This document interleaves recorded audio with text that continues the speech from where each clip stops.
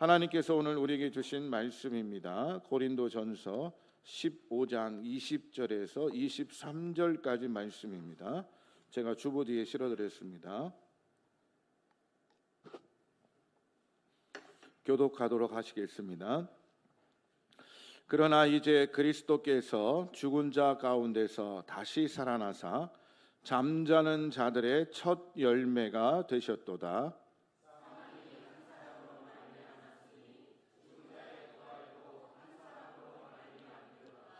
아담에서 모든 사람이 죽은 것 같이 그리스도 안에서 모든 사람이 삶을 얻으리라.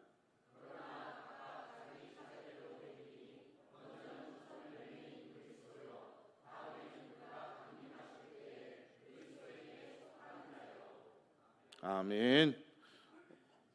오늘 일부 예배 전에 이제 예배를 드리러 올라오려고 막 건우라는 아이가 아이스크림을 이렇게 쭉쭉 빨면서 제 앞에 딱 오더라고요.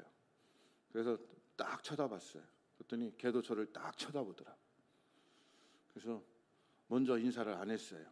남자들끼리 자존심 싸움이 벌어지면 서로 눈을 크게 뜨고 서로 쳐다봐요. 나도 걔를 쳐다보고 걔도 아이스크림을 빨면서 저를 또박또박 쳐다보더라고요. 저는 속으로 이놈의 자식이 어른을 만났는데 인사를 안 해? 지가 먼저 인사를 안 해? 하는 마음으로 저는 걔를 쳐다봤고, 아마 건우는 아이스크림을 먹으면서 이 아이스크림 먹고 싶어서 그러나? 혹시 이 아이스크림 뺏어가려고 그런 거 아니야? 아니면 아침부터 아이스크림 먹는다고 혼내려고 그러나? 하면서 저를 쳐다봤어요. 이 남자들은 가끔씩 이런 자존심 싸움을 할 때가 있어요. 그러면서 서로가 눈길을 먼저 떼지 않는 거 서로 쳐다보는 거예요. 한 4초, 5초 그렇게 쳐다봤을 것 같아요. 굉장히 긴 시간이죠. 그게 짧게 느껴지지만 서로 눈싸움 할 때는 굉장히 긴 시간이에요. 옆 사람하고 한번 눈싸움 한번 해볼까요? 5초만 한번 해보세요. 쉬운 짧은 시간이 아니에요. 그래서 눈싸움을 하면서 끝까지 남자의 자존심이 있기 때문에 먼저 굽힐 수는 없죠. 그러다가 제가 순간적으로 그런 생각이 들었습니다. 내가 애하고 지금 뭐 하나? 지금 애하고 뭐 하나? 그래가지고 제가 먼저 말을 걸었습니다. 야, 왜 목사님 보고 인사 안 해?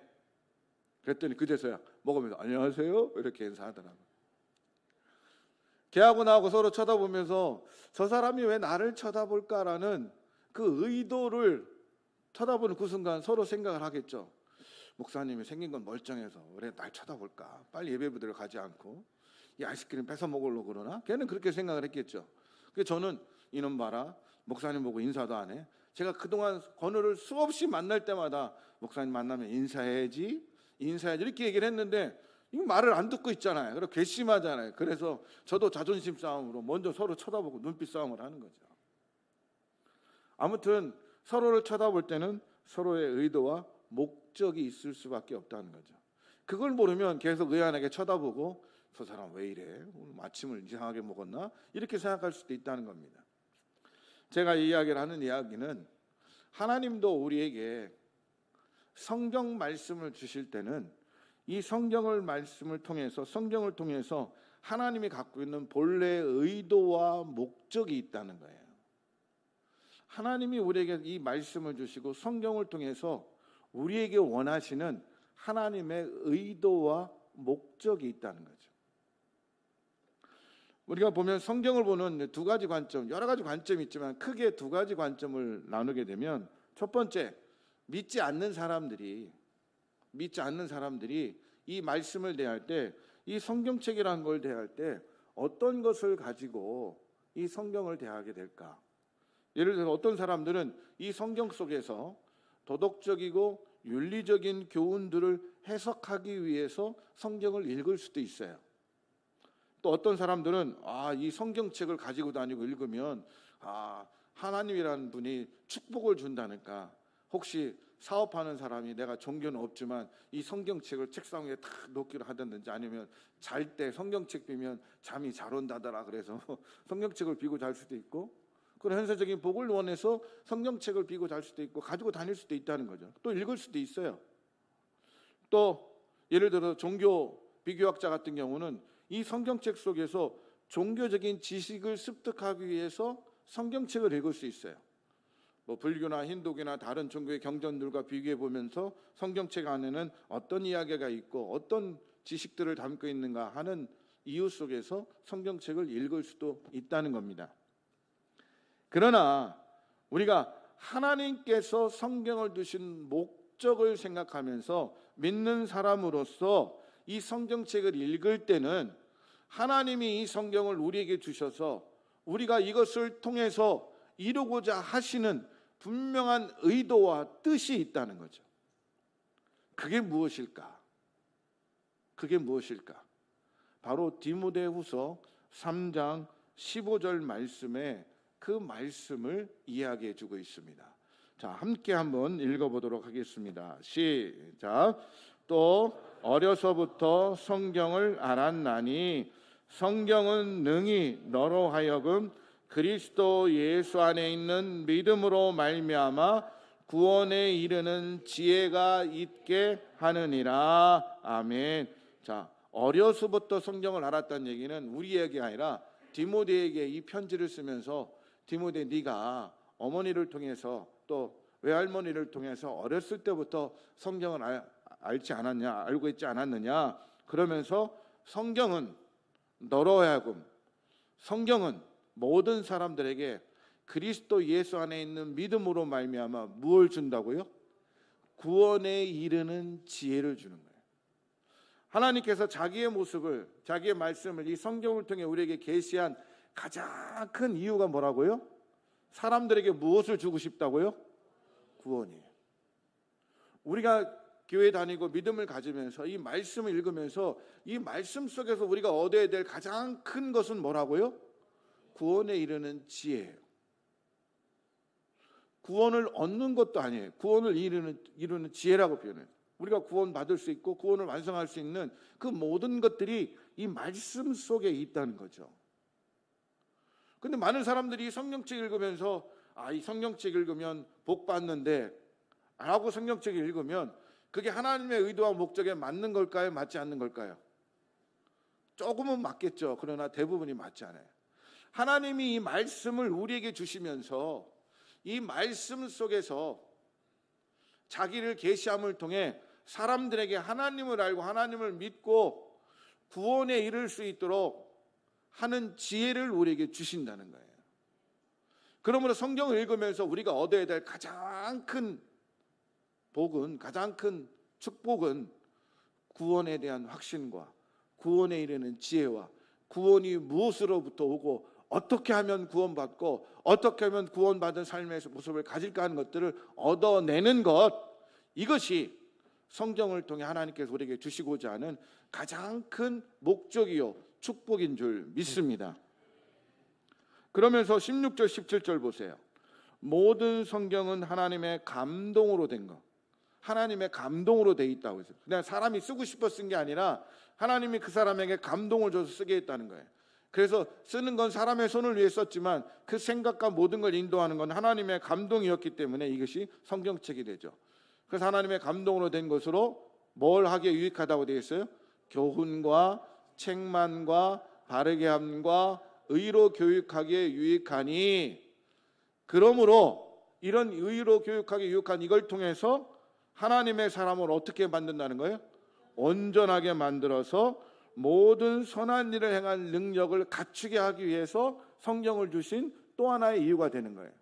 그러니까 성경을 주신 가장 큰 이유는 우리가 구원받게 하기 위한 것이고, 두 번째 이유는 구원받은 자답게 그렇게 선한 일을 해가 나가면서 살아갈 수 있도록 그렇게 훈련시키고 그렇게 교육시키고 그렇게 행할 수 있는 온전한 사람으로 만들기 위해서 이 성경을 통해서 우리에게 그런 은혜와 축복을 주신 줄 믿습니다.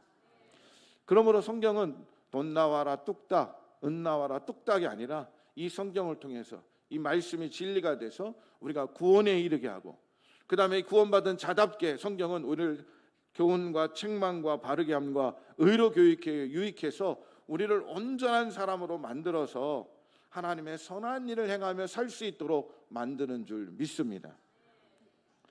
그러므로 성경을 주신 가장 큰 목적은 구원에 이르는 지혜고, 그 다음에 구원받은 자답게 살아가도록 만드는 것이 성경을 주신 큰 이유가 되는 겁니다. 그런데 그것이 조건이 있어요. 그냥 우리가 성경을 읽는다고 되는 게 아니라 전제를 얘기합니다. 15절 보면 성경은 능히 너로 하여금 그리스도 예수 안에 있는 뭐로 말미암아? 믿음으로 말미암아. 믿음 없이 성경을 읽으면 종교사학자들은 수많은 경전을 비교하면서 그걸 읽게 되죠. 근데 믿음 없이 읽게 되면 그것이 구원이 되지 못한다는 거예요. 성경을 통해 구원을 이루고 싶다면, 성경을 통해 구원받은 것을 완성하고 싶다면 전제 조건이 뭐냐? 그리스도 예수 안에 있는 믿음. 그냥 믿음도 아니에요. 그리스도 예수 안에 있는 믿음. 그럼 그리스도 예수 안에 있는 믿음은 뭘 얘기하는 거예요? 그리스도처럼 죽기까지 믿음으로 순종하고 하나님을 신뢰하며 인내하며 끝까지 그 믿음을 지켜낸 그 믿음으로 구원에 이르는 지혜를 얻을 수 있다는 거예요. 그러니까 구원에 이르는 지혜는 단순한 지식이 아니라는 거예요. 굉장히 중요한 관점이죠. 우리가 구원을 이룰 수 있는 방법, 구원을 이뤄내는 지혜는 단순한 지식이나 우리 머릿속에 있는 관념이 아니라는 거예요. 예수님처럼 그런 믿음을 갖고 그렇게 살아나가야, 예수님답게 살아나가야, 예수님처럼 인생을 그렇게 살아나가야 우리에게 구원에 이르는 지혜가 살아있는 역사가 되는 줄 믿습니다. 다른 종교도요, 구원을 얘기해요. 우리 기독교만 구원을 얘기하지 않아요. 다른 종교들도 다 구원을 얘기합니다. 다른 종교의 경전도 구원을 목적으로 하고 있어요. 그러나 기독교가 다른 종교하고 다른 것이 있어요. 여러분이 믿는 기독교가 다른 종교하고 다른 것이 있다는 사실이에요. 그것은 뭐냐? 우리의 구원은 믿음을 전제로 한다는 사실이에요. 이 성경 말씀을 많이 아는 사람은 구원받고 이 구원에 이르는 지혜니까, 이 성경 말씀을 조금밖에 모르는 사람들은 구원 못 받고 이러지 않는다는 거죠. 구원에 이르는 지혜는 제공하지만 그러나 단 한 말씀이라도 우리가 믿음으로 받아들이고 믿음으로 순종해야 구원에 이른다는 사실이에요. 이게 기독교의 특징입니다. 그래서 불교나 도교나 힌두교가 강조하는 것은 그들의 구원은 참선함을 통해서, 그 말씀을 깊이 묵상하고 참선함을 통해서 우리가 득도하게 된다는 거예요. 깨달음을 얻게 된다는 거죠.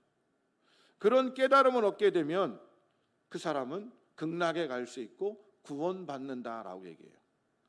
그래서 다른 종교, 특히 불교나 힌두 같은 게 보면 구원의 주체가 어디 있냐면 자기 자신에게 있는 거예요. 자기가 얼마나 열심히 노력하느냐, 얼마나 열심히 기도하느냐, 얼마나 깨닫느냐, 얼마나 많이 그런 것을 알고 있느냐에 따라서, 자기 몸에서 사리가 몇 개 나오느냐에 따라서 그것이 구원의 척도가 될 수 있다라는 표현을 쓰고 있어요.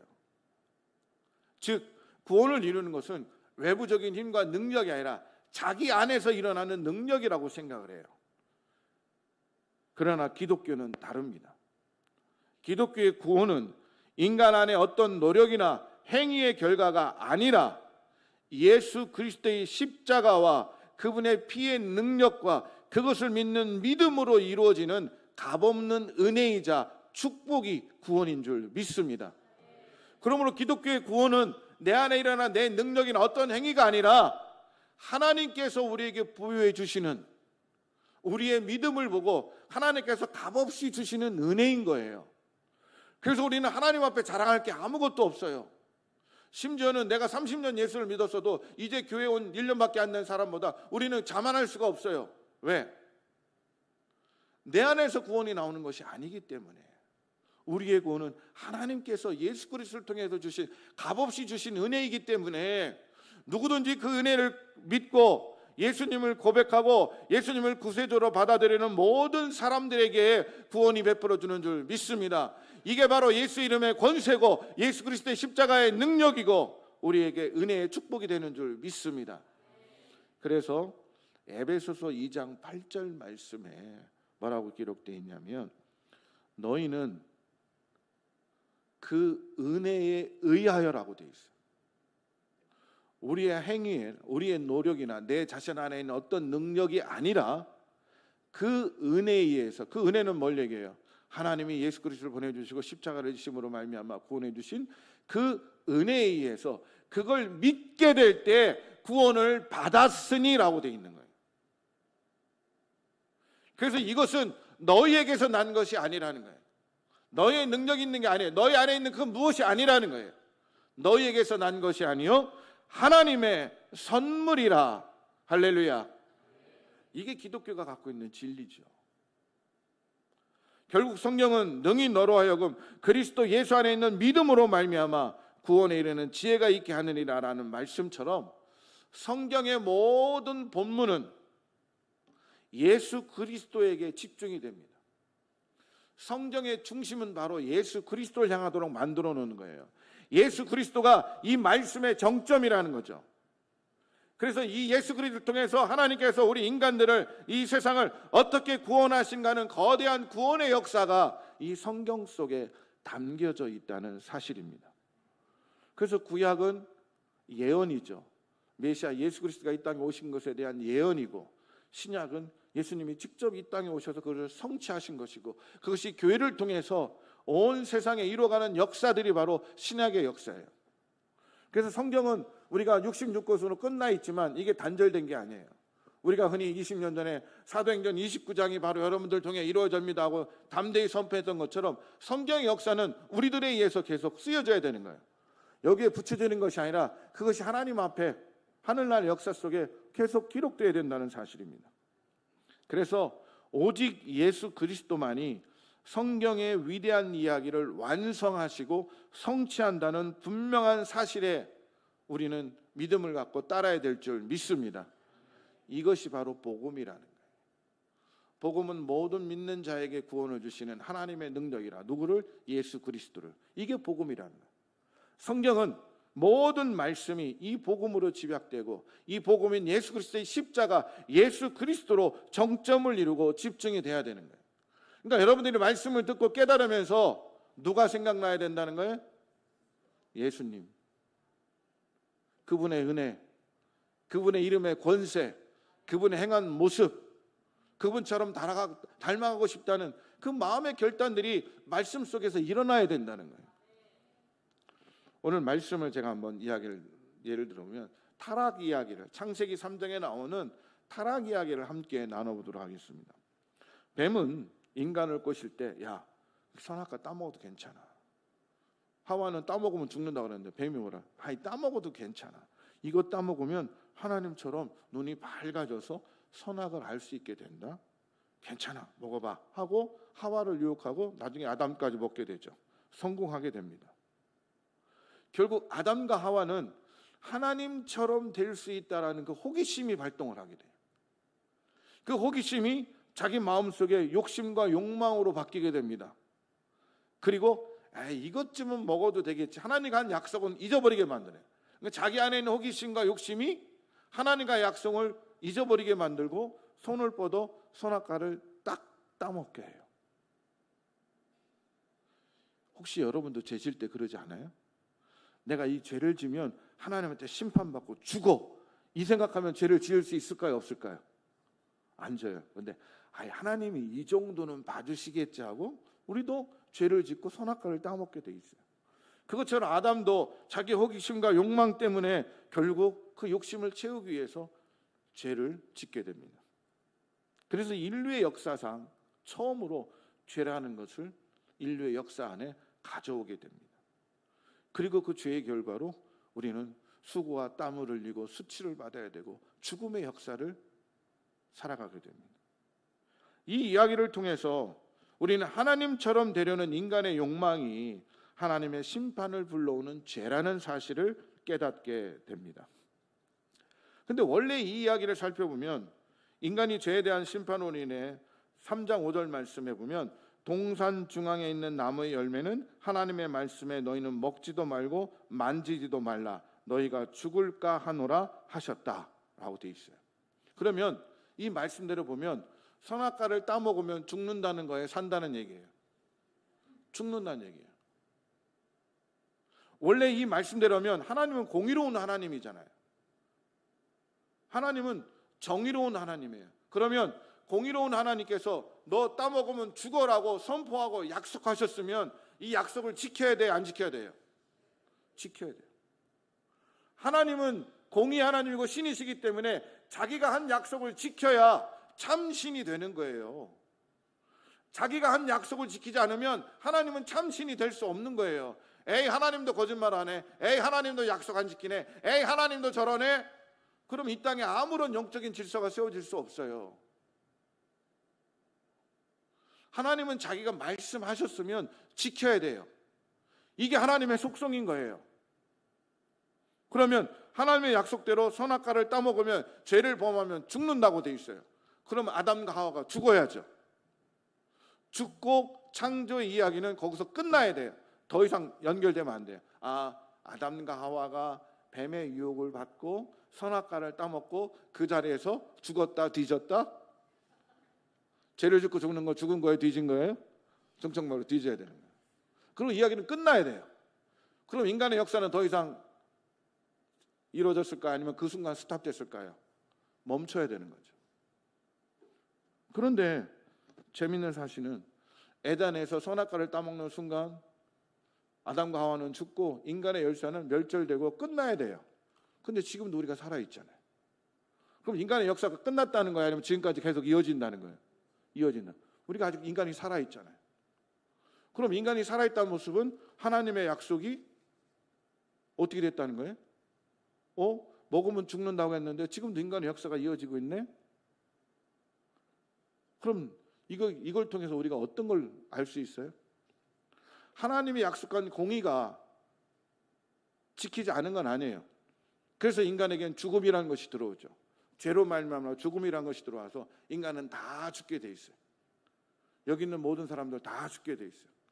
안 죽을 자신 있는 사람 손 들어보세요. 우리가 안 죽는다면 하나님 믿지도 않겠죠. 다 죽게 돼 있어요. 하나님은 공의를 지키셨어요. 그러나 당장 인간에게 죽음과 심판을 선언하시고 그렇게 하신 것이 아니라 하나님은 인간들에게 은혜를 베풀어 주십니다. 그래서 인간들이 에덴 동산에서 아담과 하와가 선악과를 따먹고 죄의 역사가 시작됐는데 동시에 하나님의 은혜의 역사가 시작되고 있는 거예요. 이것에 대한 증거를 보면 창세기 3장 21절을 보면 아담과 하와가 죄를 짓고 나서 자기들이 벌거벗은 걸 알고 부끄러워하죠. 만약에 하나님이 즉시 그들을 죽일 것 같으면 걔들이 부끄러워하든 뭐든 필요 없잖아요. 그냥 바로 죽을 건데 끼케야 그냥 바나나 잎이나 하나 따서 자기 몸을 가리면 되잖아요. 근데 하나님께서 친히 아담과 하와에게 뭘 만들어서 입혀주셨어요? 가죽 옷을 만들어서 입혀주셨어요. 그럼 가죽 옷은 쓴 이례적인 거예요? 아니면 몇 년 쓴다는 얘기예요? 몇 년 쓰죠. 그러면 하나님께서 죄를 지은 인간들을 당장 죽이고 저주하고 심판하는 것이 아니라 그들에게 은혜를 베푸셔서 기회를 준 거예요. 가죽 옷이라는 것은 바로 하나님의 은혜의 표현이라는 거예요. 또 있죠. 하와에게 임신하는 고통도 주지만 생명을 잇는 축복을 준 거예요. 아니, 죄로 말미암아 인간의 역사를 멸절시켜야 되는데 하나님은 자식을 낳고 또 자식을 낳을 수 있는, 임신해서 자식을 낳을 수 있는, 생명을 이을 수 있는 그런 길을 열어주신 거예요. 이건 바로 하나님의 뭡니까? 은혜요. 인간에게 또 다른 기회를 주는 거죠. 그리고 마지막으로 보면 바로 죽임을 당하지 않고 수고와 땀을 흘림으로 말미암아 삶을 계속 이어가서 그들에게 하나님의 은혜 안에 이제 죄로 말미암아 죽을 수밖에 없는 인생들이지만 하나님의 은혜로 말미암아 다시 살 수 있고 다시 은혜를 받을 수 있고 다시 하나님의 자녀께 살 수 있는 기회를 주신 거예요. 그러면 이것은 인간의 죄가 결국 죽음과 저주와 심판이라는 하나님의 정의로운 약속을 가져올 수밖에 없지만 하나님은 이 정의로운 약속보다도 하나님의 은혜의 성품은, 하나님의 크시고 위대한 사랑은 그것까지도 넘어서서 우리를 사랑하시고 우리를 아끼시고 우리에게 은혜를 베풀어 주시는 하나님의 놀라운 은혜와 사랑을 우리에게 보여주고 있다는 사실입니다. 그래서 로마서 5장 20절 말씀에 보면 죄가 더한 곳에 은혜가 더욱 넘친다. 죄가 더한 곳에 은혜가 넘친다는 거예요. 부모의 뜻을 거절하고 집을 나가서 방황하는 자식을 볼 때, 그 탕자 같은 자식을 볼 때 부모는 그 자식을 생각하며 눈물을 흘려 밤잠을 못 자고 그 자녀가 자기에게로 다시 돌아오기를 기다리는 것처럼, 하나님의 사랑은, 하나님의 은혜는 우리가 지은 죄로 말미암아 죽을 수밖에 없는 그것보다도 더 크고 더 위대하고 더 놀라운 줄 믿습니다. 타락 이야기를 통해서 우리가 죄 때문에 하나님의 심판을 받는 것에 대해서 질문을 던질 수가 있어요. 두 가지 정도 질문을 던지면, 첫 번째, 인간은 언제까지 하나님의 은혜로부터 차단돼서 수고와 죽음에 굴복해야 되는가? 죄 때문에 그 죄의 결과들을 언제까지 받아야 되는가라는 질문을 던질 수 있고, 또 하나, 이 죄 때문에 얻은 이 타락의 결과들을, 죽음과 저주와 심판을 어떻게 역전시킬 수 있는 방법은 없을까라는 거죠. 이왕 사는데, 이왕 우리가 수고와 땀을 흘리며 이 삶을 살아가는데 하나님께서 은혜를 주시고 기회를 주셔서 당장 죽지 않고 인간이 삶을 살아가며 단순히 먹고 마시고 즐기는 걸 끝나는 것이 아니라 이 삶을 통해 하나님의 심판과 저주와 죽음을 넘어설 수 있는 하나님의 은혜의 기회를 얻게 됐는데, 어떻게 하면 이 죄의 결과인 죽음과 심판을 역전시킬 수 있을까? 역전시킬 수 있는 방법은 없을까? 여러분, 있습니까? 없습니까? 여러분 스스로 한번 대답해 보세요. 우리가 죄의 결과, 타락의 결과를 역전시킬 수 있는 방법이 있습니까? 없습니까? 있죠. 없으면 하나님께서 우리에게 기회를 주실 이유가 없어요. 은혜의 기회를 주실 이유만 없어요. 그러나 하나님은 우리에게 죄의 결과로 죽을 수밖에 없는, 타락의 결과로 하나님 앞에 심판과 저주를 받을 수밖에 없는 우리의 삶 속에서 그것을 역전시켜서 죽음 대신에 생명을, 저주 대신에 은혜를, 심판 대신에 구원을 얻을 수 있는 역전의 방법을 제공해 주셨어요. 성경에는 이걸 누구라고 얘기합니까? 누구라고 얘기합니까? 크게 얘기해 보세요. 누구라고 얘기해요? 여러분의 저주의 인생을, 여러분의 심판의 인생을, 여러분의 죽을 수밖에 없는 인생을 역전시킬 수 있는 방법을 하나님께서 우리에게 허락하신 거예요. 이 성경에 그게 누구라고 나오는 거예요? 예수 그리스도. 할렐루야. 지금 우리가 이런 은혜 안에 거하고 있는 거예요. 지금 여러분은 엄청난 놀라운 위대한 사랑을 받고 있는 거예요. 로마서 5장 19절부터 21절 말씀, 우리 주보 뒤에 있죠. 한번 읽어보겠습니다. 한 사람이 순종하지 아니함으로 많은 사람이 죄인이 된 것처럼 한 사람의 순종하심으로 많은 사람이 의인이 되리라. 자 보세요. 앞에 한 사람은 누구를 얘기해요? 아담이죠. 뒤에 한 사람은 누구를 얘기해요? 예수님을 얘기하죠.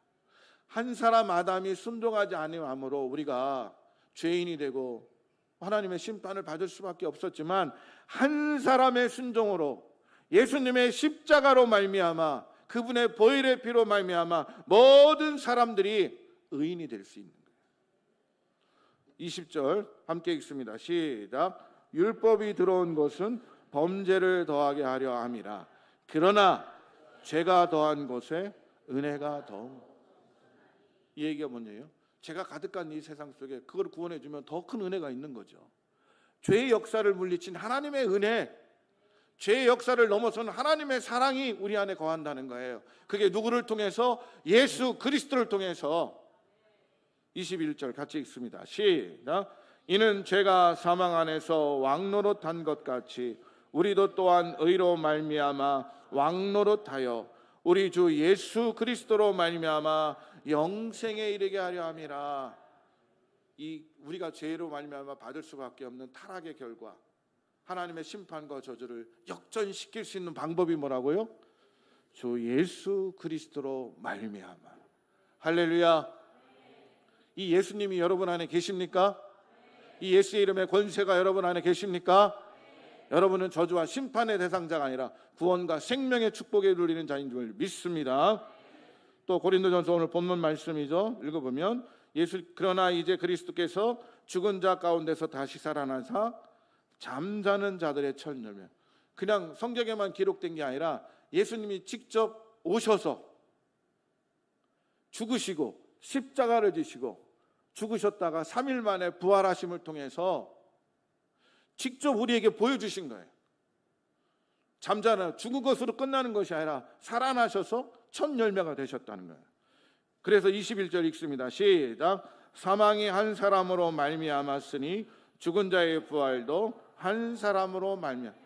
아담 이후에 우리가 원죄를 갖고 죽을 수밖에 없는 인생을 살아가지만 그러나 예수 그리스도 한 사람의 부활로 말미암아 우리도 죽어도 죽지 않는 영원한 생명의 부활을 누릴 수 있다라는 얘기죠. 22절 시작. 아담 안에서 모든 사람이 죽은 것 같이 누구 안에서? 그리스도 안에서 모든 사람이 삶을 살아날 것이다. 여기서 삶은 영원한 삶을 얘기합니다. 살아날 것이다. 누구 안에서? 그리스도 안에서 모든 사람이 살아날 것이다. 할렐루야. 타락 이야기를 통해서 첫째 아담이 완벽하게 순종하지 못함을 통해서 우리는 죄를 짓게 되고 그 결과를 누릴 수밖에 없습니다. 그러나 둘째 아담인 예수 그리스도의 희생을 통해서 우리는 생명과 구원과 은혜를 누릴 수 있게 되었습니다. 결국 이 타락 이야기는 둘째 아들인 아담인 예수 그리스도를 부각시키는 거예요. 그분의 사역, 그분의 십자가, 그분이 왜 죽으셨는지, 그분이 왜 피를 흘리셨는지, 타락 이야기를 통해서 우리 아담처럼 죄를 짓지 말자 이렇게 도덕적 윤리적인 설교로 끝나는 게 아니라 그 아담의 이야기를 통해, 타락 이야기를 통해, 죄 짓는 이야기를 통해 결국 그 죄를 역전시킬 수 있는 예수 그리스도에게로 다가가는 것, 이것이 하나님의 말씀을 통해 우리에게 주시고자 하는 교훈이요 목적인 줄 믿습니다. 이게 복음이에요. 이게 진리예요. 여러분이 그것을 믿고 깨닫는 순간 그 복음의 역사가, 진리의 역사가 여러분을 죄로부터 자유케 하고 하나님의 은혜의 축복을 누리게 하는 줄 믿습니다. 예수 그리스도를 믿음으로 이루는 구원의 지혜이자 축복의 이야기들을 이 복음 안에 다 담고 말씀을 통해 우리에게 주신 거예요. 이제 하나님은 예수님을 통해 우리가 그분의 임재 가운데 나아갈 수 있는 길을 열어놓으셨습니다. 죄로 말미암아 하나님께 단절된 우리의 역사를 예수 그리스도의 피의 역사로 말미암아 하나님 앞에 나아갈 수 있도록 만들어줍니다. 결국 아담이 성취하지 못했던 일은 예수님이 성취하십니다. 곧 예수님은 아담의 실패를 역전시키신 분입니다. 근데 문제는 지금 우리가 그 예수님을 믿고 살아가고 있잖아요. 우리는 예수를 믿고 하나님의 자녀가 됐고 구원받은 백성이 됐잖아요. 여러분 구원 받으셨습니까? 여러분 구원 받으셨습니까? 구원받고 우리는 예수를 믿고 아담이 아니라 예수님이 주시는 은혜와 축복과 구원의 역사를 이루고 있잖아요. 그런데 아직도 우리는 아담처럼 살고 있다는 게 문제죠. 아직도 우리는 아담처럼 살아가고 있어요. 아직도 우리 일상의 모든 삶 속에서 우리는 예수님을 바라보고 예수님처럼 살아가는 것이 아니라 아담처럼 살고 있어요. 먼저 그의 나라와 그 일을 구하는 것에 관심 갖지 않아요. 그저 주일 나가서 예배드리면 됐지. 그리고 우리 대부분의 시간에 우리는 아담처럼 하나님처럼 높아지고 싶고 많은 것을 얻고 싶어, 성공하고 싶어, 거기에만 집중하고 그것만 미치듯이 따라가는 것이 우리의 삶 속에서 우리의 모습이라는 거죠. 여러분의 모습을 솔직히 지금 아담을 많이 담고 있습니까? 예수님을 많이 담고 있습니까? 라고 질문을 던지면 다들 누구 쪽에 손을 들겠어요? 아담 쪽에 손을 들겠죠. 그게 우리의 인생이고 우리의 실제의 모습이라는 거예요. 그러면 우리가 하나님을 믿고 예수님을 믿는 사람은 예수님처럼 살고 싶은데 왜 유혹이 올 때 아담처럼 쉽게 넘어질까? 우리 안에 믿음도 있고 하나님 말씀도 알고 있고 내가 어떻게 살아가야 되는지 모르는 사람이 없고 다 알고 있는데 왜 하루하루 우리 인생을 살아보면 왜 자꾸 쉽게 넘어가고 아담처럼 살고 있을까? 그 이유는 뭘까? 바로 우리 안에 예수로 가득하지 않기 때문이에요. 예수로 가득 찬 성령의 충만한 역사를 삼아가야 되는데 예수로 살지 않고 우리는 무엇을 먹을까, 입을까, 높아질까, 많이 가질까, 어떻게 하면 편할까, 어떻게 하면 노력 안 하고 많이 얻을 수 있을까, 어떻게 하면 쉽게 살 수 있을까, 어떻게 하면 내가 남을 누리며 살 수 있을까, 이것이 우리 마음속에 꽉 차 있어요. 난 예수로 충만하네. 그렇게 찬양은 하지만 우리 인생 속에 이 문 밖에 나가 세상 속에 나갈 때는 난 예수로가 아니라 나는 아담으로 나도 모르게 아담처럼 살고 있어요. 체형이 아담에서 아담을 쫓아가는 거예요? 그건 아니에요. 어떻게 하면 이런 반복되는 모습 속에서 이겨낼 수 있을까? 어떻게 하면 이런 세속적인 욕망이 가득 차 있는 우리의 마음을 이겨낼 수 있을까? 이 부분을 생각해야 이 말씀이 살아있는 거예요. 그렇지 않으면 이 말씀은 나하고 아무 상관이 없는 말씀이 되어버려요. 그럼 어떻게 하면 이겨낼 수 있을까? 한 사람 아담이 아니라 한 사람 예수처럼 살아가는 것, 예수의 이름에 권세를 믿고 담대히 나아가는 것, 광야의 시험을 이기신 예수님처럼 말씀을 선포하며 물리치는 것, 결국 인생의 궁극적인 성공의 길은 예수님께 나아가는 길인 줄 믿습니다. 예수로 충만하게 살아가는 길인 줄 믿습니다. 예수님만이 나의 그리스도이심을 고백하고 믿음으로 나아가게 될 때 그리스도 예수 안에 있는 믿음으로 구원에 이르는 지혜를 얻을 수 있는 것이 말씀이요 우리의 삶이 될 수 있음을 믿습니다. 그러므로 우리는 아담처럼이 아니라 예수님처럼 살아가야 되죠. 오직 예수로. 내 안에 예수로 충만하지 않으면, 예수 이름의 권세를 믿지 않으면, 그 예수 이름이 주시는 힘과 능력과 그분의 능력을 온전히 믿지 않으면 우리는 또다시 아담처럼 살아갈 수밖에 없다는 거죠. 그러면 예수님께서 이 땅에 오셔서 십자가를 지시고 자기의 피 한 방울까지 다 남김없이 우리에게 주신 일이 아무런 소용이 없는 일이 되어버려요. 여러분이 이미 저주와 심판과 죽음의 역사가 아니라 그것을 뒤엎고 역전시킬 수 있는 구원과 생명과 영원한 생명의 축복을 누릴 수 있는 방법과 길을 알고 계시잖아요. 그러므로 우리가 날마다 살아갈 때 예수로 충만한 삶을 살아가게 될 때 그분이 우리 마음속에 들어와 나를 지배하고 그분처럼 살아가고자 노력하고 예수님답게 말하고 예수님처럼 행동하고 예수님처럼 사람들을 대하고 예수님처럼 삶을 살아가고 예수님처럼 꿈을 꾸고 예수님과 같은 성품과 인격을 갖고 예수로 살아가는 인생이 될 때 하나님은 우리에게 더 큰 은혜를 주시고 단순한 죽음의 저주를 뛰어넘어 이 삶의 어떤 누구보다도 더 큰 은혜와 축복을 우리에게 채워주실 줄 믿습니다. 그러므로 늘 우리 안에 내 인생이 예수로 살아가는지 예수처럼 살아가는지 돌아보셔야 돼요. 그리고 그분이 명령하셨잖아요. 예수처럼 살아가는 게 무엇이고 그런 인생을 통해 또 다른 사람들을 예수께로 인도해내는 것, 그것이 우리의 믿음이요 우리의 삶인 줄 믿습니다. 이제부터 우리가 무엇을 먹을까 입을까 하는 세속적인 욕망에 우리의 머리를 들고 쳐다보고 관심 갖지 마시고 우리의 영원한 왕이신 그 예수가 늘 언제나 내 안에 살아계신 길을 꿈꾸고 소망하며 그 모습을 가지고 세상을 살아갈 수 있는 여러분 모두가 되시기를 주님의 이름으로 축원합니다. 기도하겠습니다. 사랑의 하나님 감사합니다. 우리가 말씀처럼 찬양처럼 예수로 살아가기를 소망합니다. 예수로 충만하기를 소망합니다. 아담이 아닌 예수님처럼 살아가기를 소망합니다. 예수님처럼 말하고 예수님처럼 생각하고 예수님처럼 이웃을 대하고 예수님처럼 꿈을 꾸고 예수님과 같은 성품과 인격을 갖고 예수님과 같은 꿈을 꾸기를 소망합니다. 우리 함께하여 주셔서 우리 마음속에 있는 아담을 물리쳐 주시고 예수로 그 이름의 권세를 듣고 예수를 우리의 왕으로 영원한 구세주로 모시고 살아가는 믿음의 성도들이 될 수 있도록 인도하여 주시옵소서. 그래서 우리에게 주어진 저주와 심판과 죽음의 권세를 물리치고 예수의 이름으로 구원에 이를 수 있는, 그 구원을 누릴 수 있는 영원한 하나님의 은혜 안에 거할 수 있는 저희 모두가 되게 하여 주시옵소서. 감사드리며 예수님의 이름으로 기도드리옵나이다. 아멘. 다 같이 일어나셔서 우리 결단 찬양하도록 하겠습니다. 문들아 머리 들어라. 힘차게 박수치며 찬양합니다.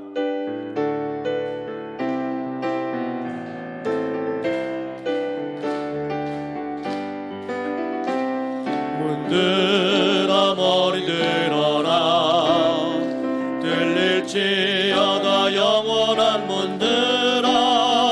영광의 왕 들어가시도록.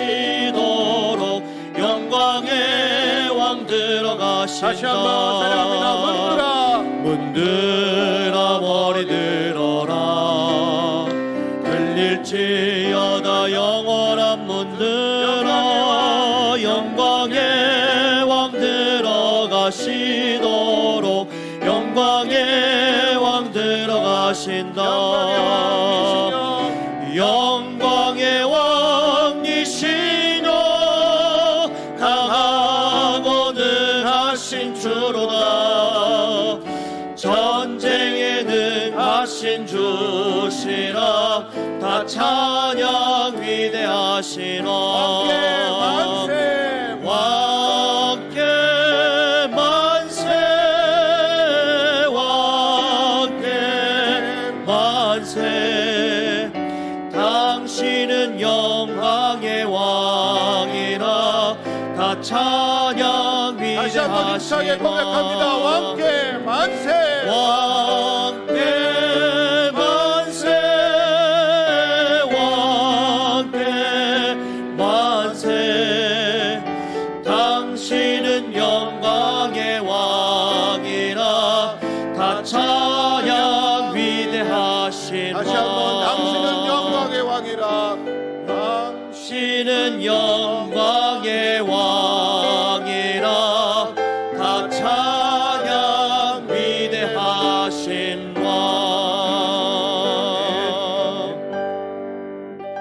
이제는 우리 주 예수 그리스도의 은혜와 하나님 아버지의 지극하신 사랑하심과 늘 성령의 인도하시고 충만하신 역사가 이제부터 아담처럼 사는 인생, 저주와 죽음과 심판 안에 놓여있는 그런 인생이 아니라 예수님처럼 말하고 예수님처럼 생각하고 예수님과 같은 성품과 인격을 품고 그분의 말씀 안에서 온전히 살아감을 통해 하나님이 주시는 구원과 생명과 영원한 삶의 축복을 마음껏 누리며 살아가겠다 다짐하는 여기 모인 새생명교회 모든 성도들과 우리의 모든 것들 속에 지금부터 영원토록 함께하여 주시옵기를 간절히 축원하옵나이다.